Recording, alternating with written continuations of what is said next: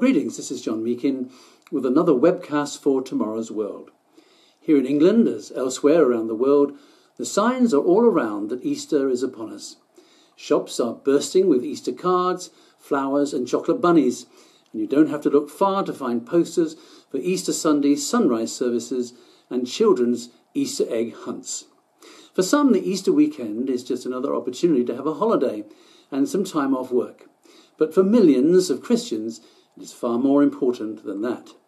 Easter is one of the two major festivals, the other being Christmas, of the traditional Christian calendar. So you'd think, wouldn't you, that its provenance would be firmly based on the Bible. But the problem is that it isn't. There is no instruction anywhere in the Bible that a Christian should celebrate Easter or keep the customs associated with it. In fact, the God of the Bible tells us specifically not to. And that's because, at its heart and core, Easter is not biblical, it is pagan. Now, when you finish gasping, please hear me out and I'll explain why. In John 4:24, the Bible tells us God is spirit, and those who worship him must worship him in spirit and in truth. And the truth of the Holy Scriptures is that God has laid out a pattern of worship for his people Israel, including days of annual celebration. Among these were the Passover and the 7 days of unleavened bread, which were celebrated in the spring. The church in the New Testament, called the Israel of God by the Apostle Paul, and composed of both Jews and Gentiles, continued this same pattern of worship and celebrated these same days at the same times, with the Passover being kept in a modified manner of worship focused on broken bread and wine. With a little bit of research and an open mind, it is easy to prove from the Scriptures that Christians today should still be keeping the Passover and days of unleavened bread. But most don't. So why not?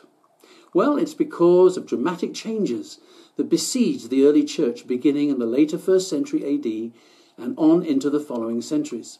The well-established, God-ordained pattern of worship was progressively abandoned and substituted with something deemed more acceptable.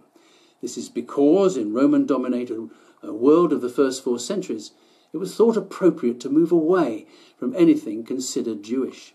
So, in order to make the Christian religion more attractive to more people, a wholesale change in religious practice took place at the time of the Emperor Constantine, formalized at the Council of Nicaea in 325 AD.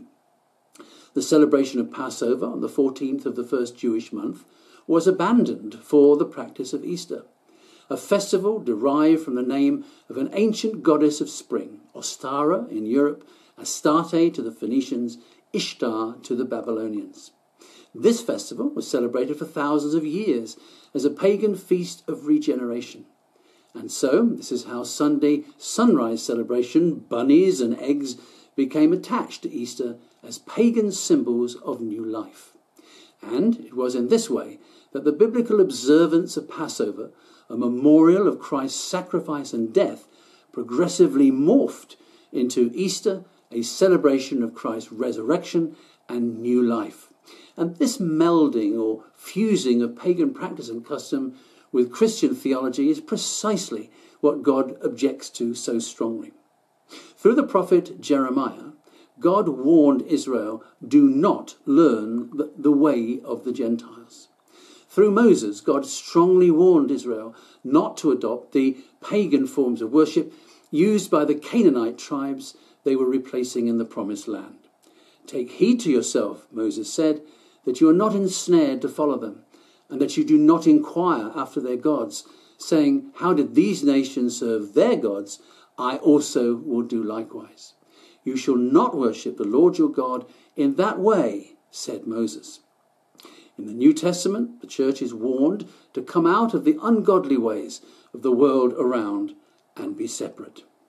Now, I appreciate this has been an all too brief foray into the subject, but if you would like to find out more, go to tomorrowsworld.org and search under the word Easter, where you will find much more information revealing the truth about Easter practices and customs, as well as the days we should be observing.